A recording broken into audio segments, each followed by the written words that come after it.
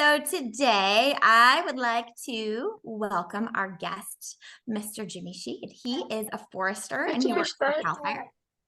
And we actually are lucky enough to have Jessica Campbell, who is a teacher with Sequoia Grove, join us as well. And she's going to discuss something really fun and super cool that she got to do with a group of kids from Sequoia Grove this year.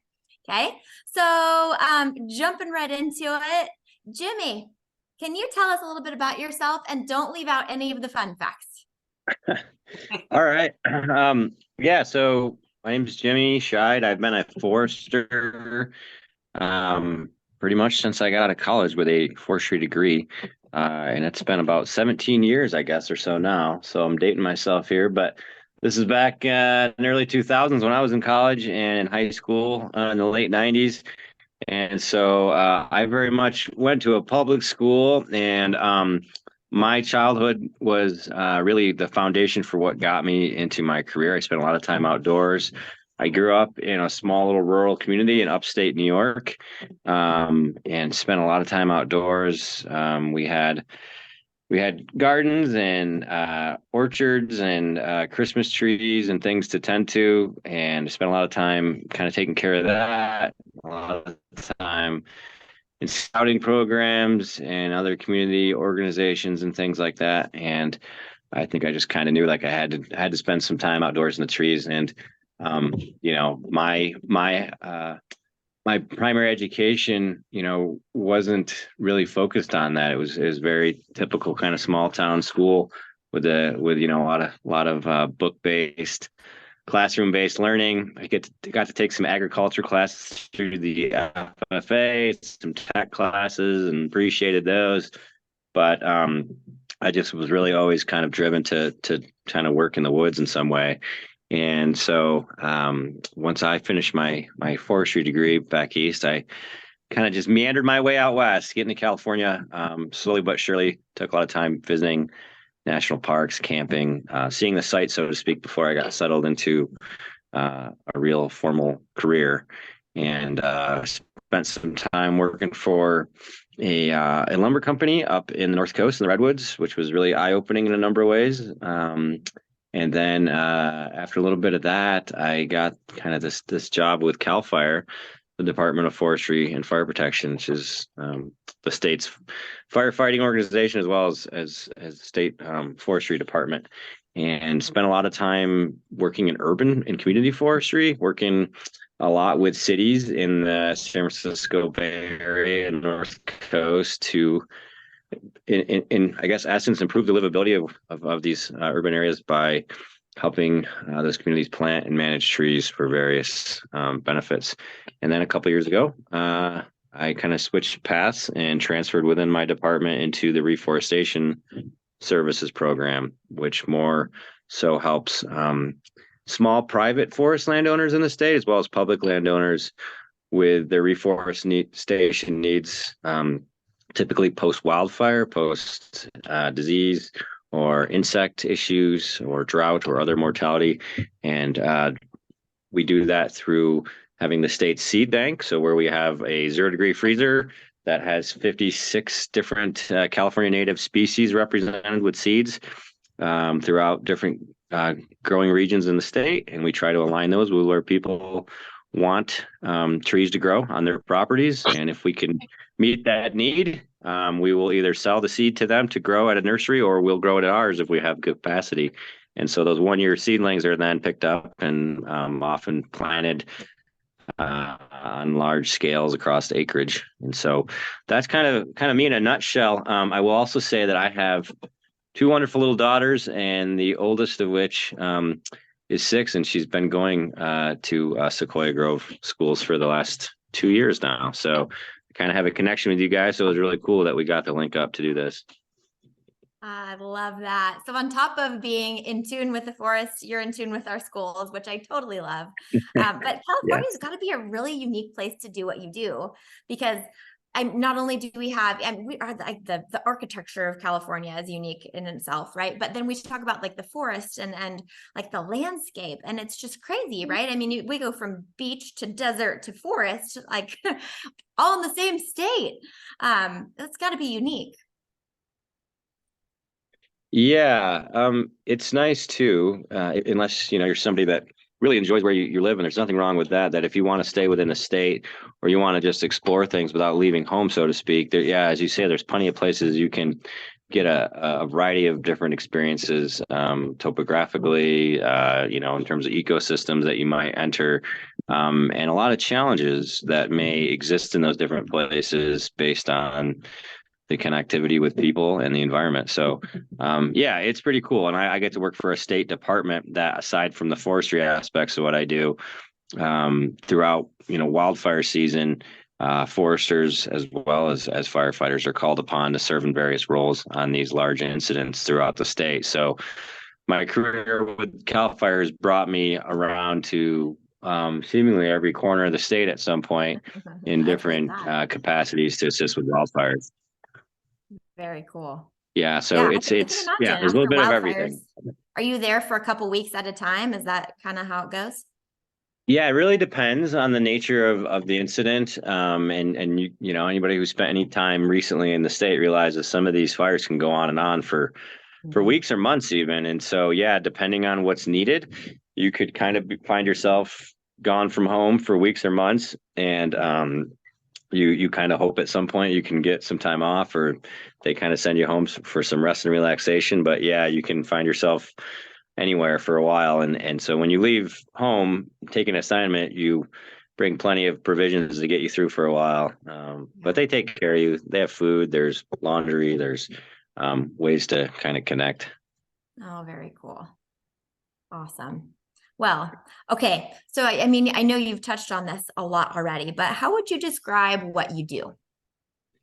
Yeah, so my role now within Reforestation Services is that of a program manager. So in some ways, even though I still have a forester in my title, I'm kind of in a lot of ways very much serving in an administrative role. So the kind of field forestry aspects of my career may more or less be behind me, but I get to work with a lot of really dedicated people within the staff that are doing a lot of these very important operational aspects within reforestation. And so depending on what their skill set is, working with people that are working with landowners to get access to their properties, to be able to use binoculars and other means to scout for cones when they're ripening in trees, for potential collection of those cones at the right time, so we can extract that seed and retain it in our freezer and so forth for anybody's future needs. And so there's people that work on that end. There's people that kind of do more of the monitoring and testing of those cones, cutting them and opening them up as they mature to see if they're healthy and if they're viable for collection, to working with the climbers that might be up in the trees. There's folks that do that, to everybody in our actual center in Davis, where they're working with a variety of different equipment, kind of like farm machinery in a lot of ways, to do different aspects of seed extraction from the cone stage to the seed to the clean seed to being able to x-ray the contents of those individual seeds, to testing it in other ways, and storing, and then people that are growing those seeds, sowing them into soil in containers that are in greenhouses and shade houses until they're ready to be picked up. So I kind of get to touch a lot of different elements of the reforestation pipeline, as they call it, which is kind of the front end of things.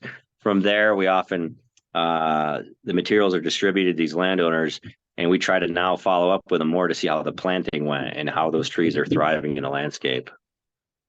Wow. Okay. So it sounds like, I mean, I'm hearing so many different careers that are like smashed into just seeds. I had no idea. That's crazy. And then obviously, you talk about like dealing with the landowners and things like that for the reforestation itself, but that's really, really amazing. Huh. I Mhm. mean, that's probably, goodness sakes, how many different jobs did you just cover? Yeah, I mean, and that's it. Like in some cases, staff are sort of a jack of all trades, and they kind of cover various elements that I mentioned. But in more cases, they're really refined. Like we have people that are really skilled in nursery production, and that's their whole thing is the sowing and growing and lifting of those seedlings. Whereas other people are more on the laboratory side, and they're doing more testing and analytics, and they're folks that do more in education and outreach and trying to, and then there's just kind of the connections that are being made with different landowners where we can then access those properties. And sometimes that's our fellow departments. Could be like state parks trying to work out agreements with them for their to access their properties, or it could be our federal partners, the Forest Service and others, to try to kind of move across boundaries to kind of meet a common goal. Very cool. Okay. So how did you, well, obviously you talked about, growing up in upstate New York and just having a love for the outdoors, but how did you get started in your career and what were the requirements? You talked about getting a forestry degree, skills. Yeah. So I mean, really, it's that affection for the outdoors. And I guess if you told me I would find myself in an administrative role at this point in my life, I might have been a little shocked. But I get to see a lot of other people coming up that are maybe newer in their career. But when I was young, fresh out of school, I just wanted to get out there and explore the woods, and it was really cool. And I still got to do that at different levels, and really to get started. I think it's great that, if there are alternative career pathways that start at a young age, through what you guys are doing at Sequoia Grove or other homeschool programs or other charters and things where, you can get exposure to these industries before you have to make a defined, pathway at the age of 18. I think it's great if you can just spend time with people in the field you're interested in. I say that because I didn't really get to do that. Like, I knew of forestry, but I didn't know anybody that really worked in it when I was young. And so I just knew I wanted to be outside, and I figured I'd figure it out from there. And so in terms of, where I went from there, there was a local college not far from where I grew up. That was a college of forestry and environmental sciences. And it was pretty, had a pretty good reputation. It was a state school, so it was rather affordable by association. And I just said, okay, this is where I'm going to go. And, luckily I had the first couple of years, mostly of sort of your undergrad courses, to sort of make sure I wanted to be where I wanted to be. And I knew that if I got a forestry degree or forest resources management, that would kind of capture a lot of the other environmental sciences in a way and allow me to kind of branch out into whatever discipline I wanted. And what I found now, both hiring people and applying for jobs in my career, is, you'll see a lot of times jobs that advertise that say, experience and education in forestry, or, could be environmental science, horticulture, some other disciplines, but forestry is almost always listed. And I mean, anybody that cares about the air we breathe or the homes we live in has to care about forest by association. So there's always jobs there, and it's only continued to steadily, I think, increase in terms of those opportunities. And so I think the skills that come with it beyond just the education, which, covers those science classes, but also statistics and math and a little bit of engineering, and communications being a big one that doesn't get talked about enough. The skills are really what you make of it out in the field, right? I mean, I wasn't even much for college, I'll be honest with you. I knew it was a kind of a means to where I wanted to be. I did good enough in college. I had all right grades, and sometimes I applied myself, sometimes I didn't. But I will say that once I hit the ground actually working, that's where I thrived. Like, that was kind of my pathway from young age through college, was I always worked. And so now I had the chance to just work full time, unobstructed, no school in the way, and I had this degree that got me into doors to work for any company or government or nonprofit that I sort of wanted to get on the ground with. And from there, it was a lot of just spending time learning from people that had come before me, taking basic measurements and data when you're in the woods, using various tools that are often clipped onto your belt or in your vest, measuring heights and diameters of trees, looking at health conditions, the connectivity with watersheds and wildlife habitat and roads. So there's really a lot of things you can go down that path with, not to mention outdoor recreation and things like that, education. So really, if you have any interest in trees or what they do, you could probably relate it to some other interest you have and find a meaningful career. Love that. Love that. Okay. So can you tell us a bit more about reforestation as a concept in general? Yeah, so reforestation, right? Reforest, right? You're putting a forest back where it once was. Um, it's in some cases that may include afforestation or putting a forest where it hasn't been. So think of like where there's historically been meadows or some other grazing land that somebody wants to convert. But usually reforestation is trying to replenish a forest in a place where it's been lost due to wildfire. I mean, we see it's not uncommon now to see 100,000 acre to million acre almost fires that destroy lands owned by all different kinds of entities. And we typically work with the small landowners that may, in some cases, want to sustain themselves from maybe those forest products at some point. But they may also have other values they're trying to associate. And with reforestation, yeah, you're putting the trees physically back in the ground when they're small seedlings and ready to get planted, usually of a similar species as to what was there. But you also have to do a lot of other activities. It's not just going out and planting a tree in the ground like you might in your backyard. You actually, at post fire or post some other impact, trees don't just naturally always regenerate on their own, right? Which is why we plant them. And so if there aren't seed trees to grow those trees, and it's a harsh site, well, what comes back first? The grasses, the brush. And if that type of vegetation takes hold quickly, it basically smothers those slower growing trees to where you're you're not left with any forest. You have to get in there and remove those fuels, that shrub layer, those grasses. So it takes a lot of mechanical prep, a lot of tractor work sometimes.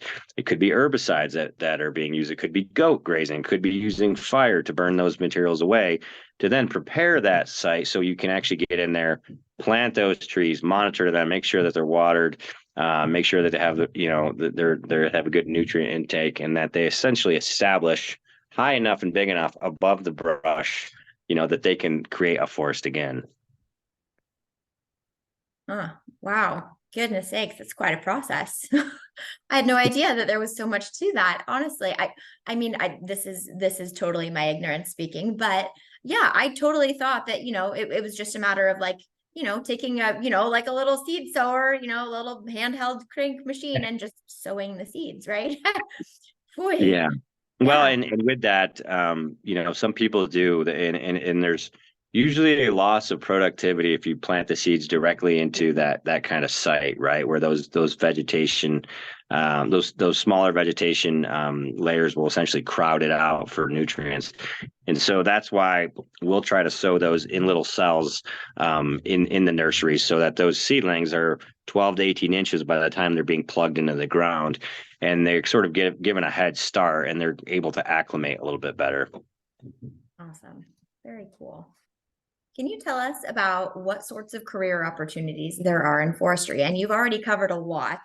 Yeah, and so for the ones I maybe didn't, what I feel like has changed since when I was coming out of school till now is the reliance on technology, and probably everybody here is better versed in some form of technology than I am.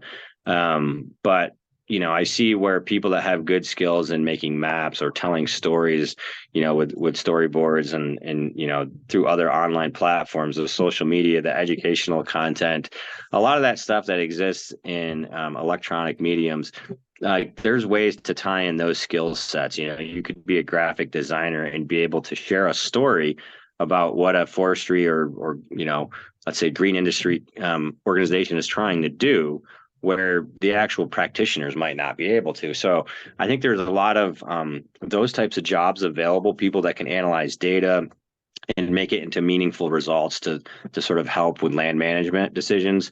There's a lot of real tools out there that somebody that's real computer savvy now can pick up. And it's useful for also the fire side of things. I know a lot of people, especially in California, that grow up here, they see fire, right? It's a part of what you live with, and so there's plenty of jobs that can manage that ahead of the fire to reduce those fuels, to sort of make sure communities are more resilient in the face of future fire. Trying to do work across different land ownerships to basically bring collaborators together to make your communities safe in the event of a fire, or safer. And so there's a lot that goes with that, where there's kind of an overlay. There's a lot of prescribed fire. So, just to dispel a rumor and a future question, not all fire is bad. If you were to trace California's forest management history back to, pre-colonial settlement days, native peoples used fire a lot to restore their landscapes.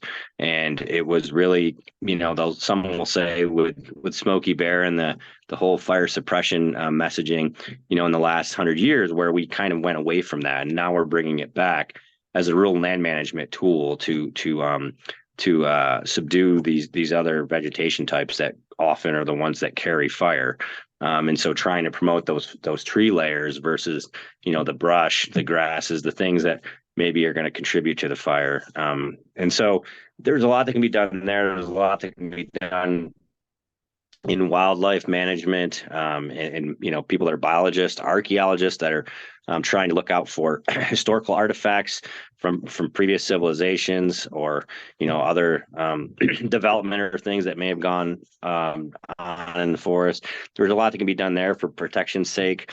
And there's really a lot of other fields. The communications field is really growing. Cal Fire, for instance, I think not even 3 or 4 years ago did we put much out in Twitter and Facebook and all these social mediums about what we do as foresters. And so that's something that I think even our own department has more recently embraced, and it helps get the message out there. So there's a lot that can be done. I could go on and on about that, but if somebody's got a specific interest that they're wondering if it tailors into it, feel free to ask me. Perfect. All right. So what are your thoughts on the California wildfires and anything that we can all do to help? Yeah, it's a challenge. I think if we're being honest with ourselves, population growth is really making it difficult to sort of manage these fires and all that's affected by that in terms of climate change. And so these fires are a lot more catastrophic and large scale than they used to be, and deadly, I'll say, because now they're being intermixed in these communities that are oftentimes in these forested environments. And so it's a challenge that firefighters especially have to come up against when they're responding to fires. You can't just, block off a whole area and let the fire kind of burn its way through. No, now you have to kind of take care of all the individual homes and ownerships that are intermixed. So, some of this stuff exists at a wide level that's hard to comprehend, I'll say, in terms of how California or any state manages its land. But in terms of like what you can do at your local level, if you're somebody that wants to advocate for better forest practices, you can do that through a variety of local and state commissions. But if you're looking at your own home, you can try to make it defensible. There's defensible space rules, or Public Resource Code 4291, if you want to look it up, and it gives strict guidance on kind of what kind of landscaping you have to do, what kind of fire safe and home hardening preventive practices you have to take up by law, so as to reduce the likelihood of a fire spread in your community. So a lot of times this is just not allowing trees to encroach over your home. So that way, if, fire were to spread through that vegetation, it doesn't then just, work its way into your home. Trying to make sure that your yard is free of brush and needles, not, again, packing a lot of, pyrophytic materials up against your home, like, stage your firewood piles back if you're one that has that, or thick mulch layers that may contribute to fires that are right up against your siding. Kind of sometimes common sense things, but there are also retrofits that you can go through with your own home, and in a lot of counties. And I'll have to be honest and say I'm not sure what Eldorado's is. There's ways to get rebate programs to sort of help you improve your home hardening. So there's a lot you can do just from the community level, and you can also work with your neighbors in terms of developing different plans, wildfire prevention plans, and looking into Firewise community certification and trying to follow those steps that kind of detail the step by step of how you can help with your communities. And usually your local fire protection district will assist you with that. So I think those are some of the big steps that any individual person can do, or homeowner. Awesome. Okay. What do foresters work how do foresters work to conserve and protect our forests? So I think foresters kind of at their root level are land managers, and a lot of times this isn't just how do we grow trees for various objectives, whether that's timber or wildlife or improving watersheds or riparian habitats for fish. It's really like working across, those cultural resources that may exist in a place, trying to understand what those communities are doing and what maybe drives their economy or what drives their motivations for why they manage their land a certain way, trying to understand their viewpoints and trying to share science and best practice on what may constitute a good working forest for those reasons. And so trying to understand a landowner's objectives and trying to realize what a given forest will do in terms of the different species that grow there, the site conditions being like the soil, the amount of moisture that's received, trying to paint the picture of how forest will grow and what can come from those, but also understanding what challenges there are, and then trying to a lot of times align them with financial assistance if you're small landowners. And Cal Fire has, for instance, a lot of different grant programs that can put landowners in connection with those financial resources that can kind of help them achieve their objectives. So a lot of times I'd say a forester is there to do forestry work. And sometimes we are on our own and we're just kind of cruising out in the woods, enjoying nature, recording information, marking trees or different artifacts that we find and things like that, or figuring out how to put in a road system or avoid complications with environmental regulations. There's that, but there's also just the people side of this that often gets lost. And that extends to urban forestry where I used to work, and trying to let people, even in communities where they think they're not in a forest, let them realize there are forest benefits. The trees in front of your home, your local park, on your streetscape, those all contribute to healthy places to live, and foresters can help make that connection. Urban forestry. That sounds like such a very opposite, like a polarizing statement, right? Yeah, it sounds like an oxymoron to most people, and I've heard that said a lot of times when I was working in that program. And it's really how you frame it. I mean, if you were to look at the tree in front of your house, or the isolated tree somewhere that on your walk to school or whatever it is, you might think, okay, it's not a forest, it's a tree. But if you were to stand back and look at that kind of within a watershed, around a creek that even runs through your city, or within the boundaries of a city or a district, or on a given tract of residential homes, you actually realize there's a lot of trees, and there's interrelationships with those trees, with the vegetation, and they provide wildlife habitats even in those areas. They provide shading benefits and energy savings costs for homeowners, to outdoor learning environments, and that's a forest. It's not just that individual tree in that moment. It's trying to understand how that interacts even with the built environment. Huh. Okay, that's something I had never really considered, was just, your own personal community forests, right? Yeah, so you don't Um, have to go far to get involved. I mean, I yeah, would no imagine kidding. everybody sitting here on this call, there's probably a tree within 100 feet of you, and if there's not, I apologize for where you're at.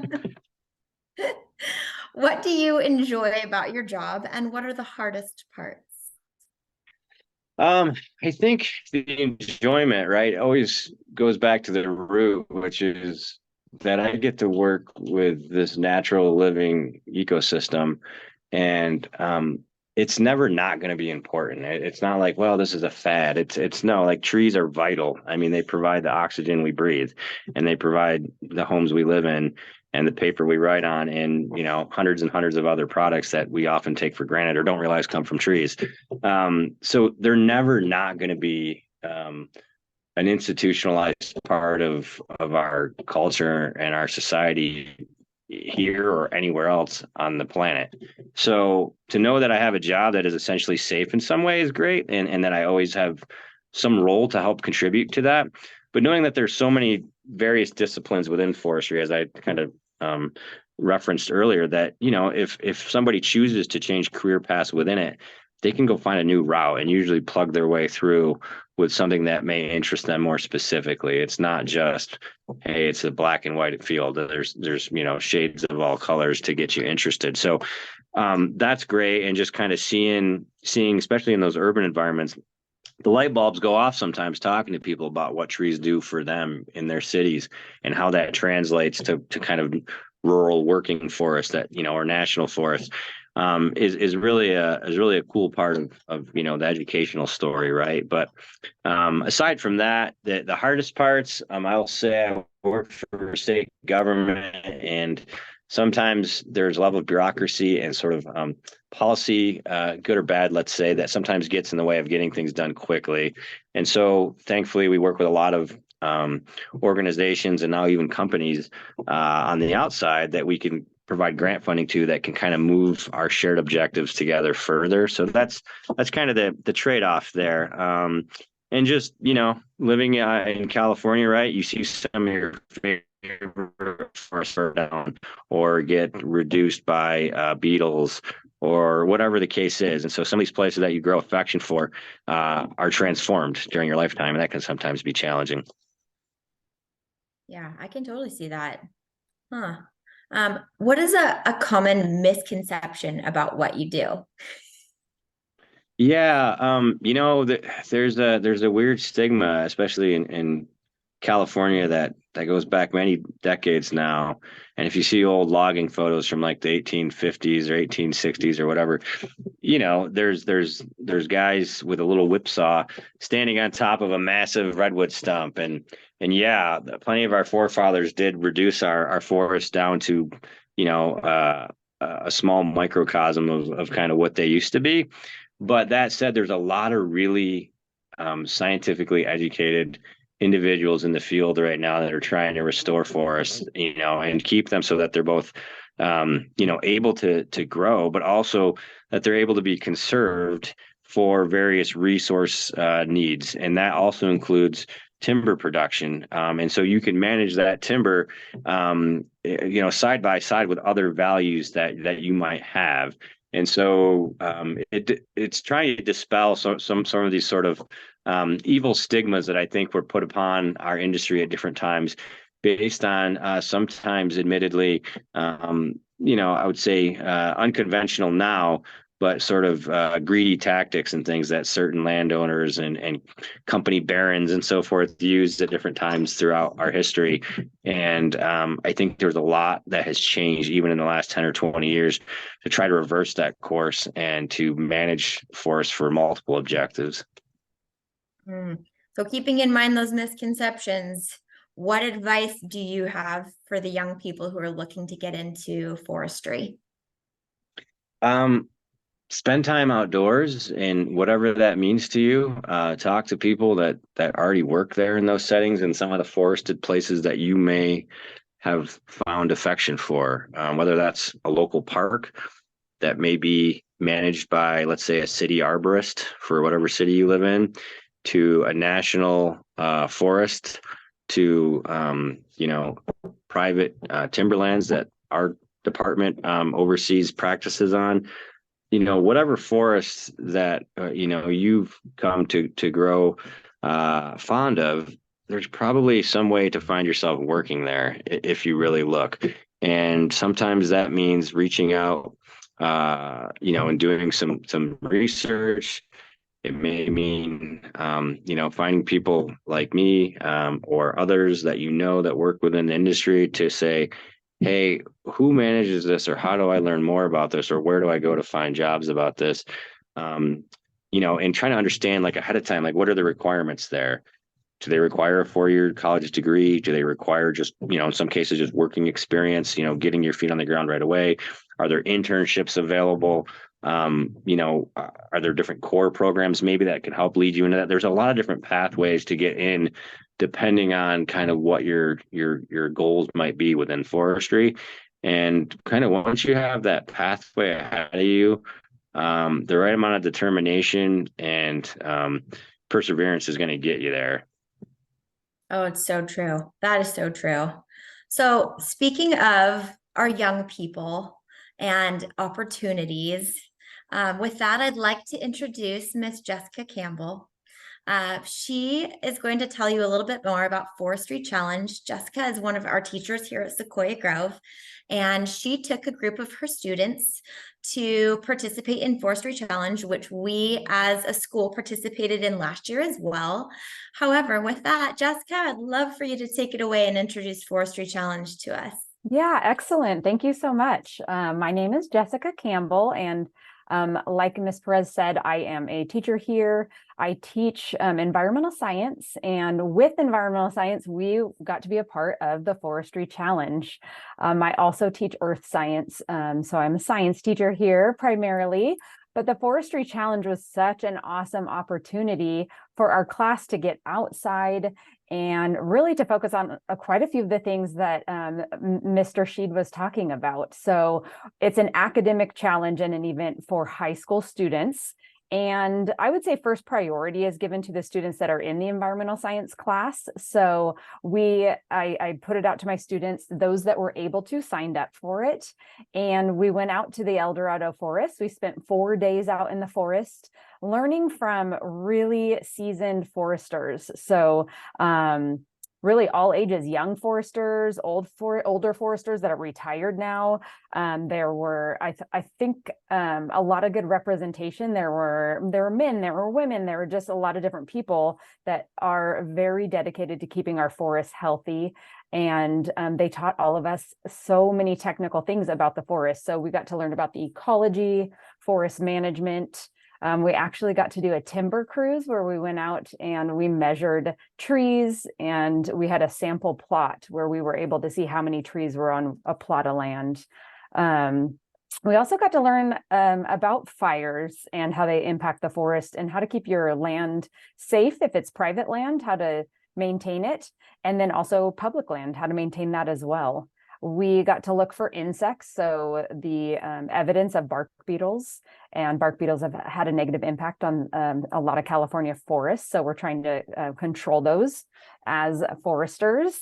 So we just got the inside scoop on forestry, and it was really jam-packed. It was so much fun. And I do have a student here, Ruby, who was a part of it, so I would love to introduce Ruby as well, because she was out there with us in the forest. So Ruby, I'm not sure if you're able to turn your camera on and just say hello, but I'd love for you to just tell us something that you learned out there on the Forestry Challenge for 4 nights out there in the wilderness.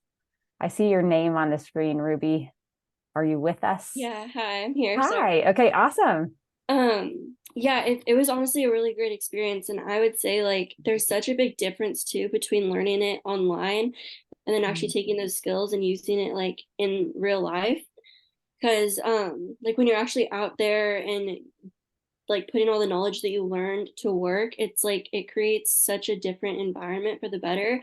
It makes it so much more interesting and more involved. And I honestly didn't think I was gonna like it as much as I did, but it's so much fun. Like just being out there and getting to like use everything. It was a lot of fun.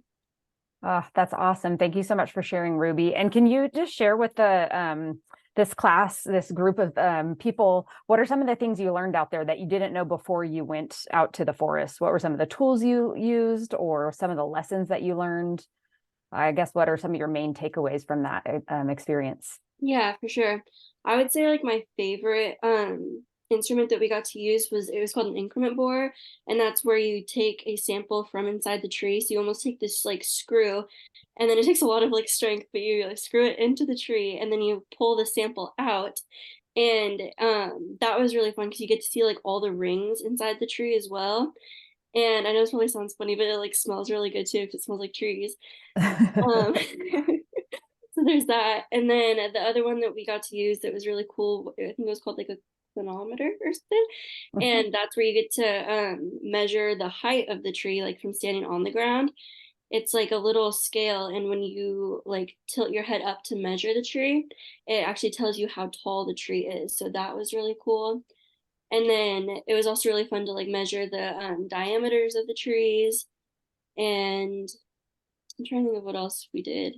The maps was really fun, learning about how to use like topographic maps. That was really interesting. Hmm. I think those were probably my top favorites. Yeah, that's wonderful. And Ruby's such a great leader. She was one that kind of really helped with the increment borer, get that tree sample. And I would say we pulled out, does it sound accurate, Ruby, about 8 inches of tree, maybe a little more? Yeah, I was gonna say like 6 to 8 inches. Okay, awesome. And it was the size of a straw. So they actually gave us a straw to put our sample of the tree in. So it gathered bark, it gathered the cambium layer, the cells in the right under the bark, and then, like she said, the tree ring. So we could actually, we didn't get all the way to the center of the tree, but we were able to see some of the years, each of those rings representing a year of life of the tree. We got to kind of see that and really see it in action. And like Ruby said, it smelled really good. But we were taught to use all these new tools to us, a Biltmore stick, diameter and height of the tree we can now assess and determine. So we learned a lot of really amazing skills out there and also had a lot of fun. I will say it was really jam-packed too. They fed us 3 meals a day and they kept us really busy, and we got to go on a night hike and do a lot of fun and also educational activities. There was a little bit of downtime and free time. So I just want to highlight that too, because we did work a lot and it was a challenge. But Ruby, what were some of the fun activities that you did out there? I would say like the fun activities, I actually didn't get to do this part, but I did hear that there was like go-karting, and then there was swings, and then the downtime was fun too, just because we got to like kind of explore the property a little bit, and it was so pretty and the weather was so nice.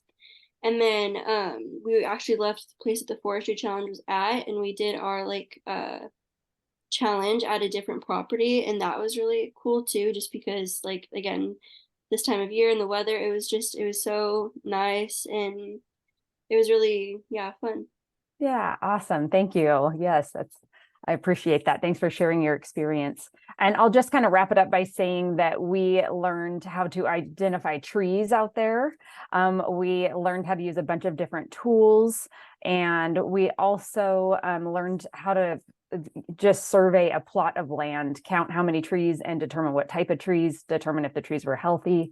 And here are a couple of images from our experience out at the Forestry Challenge.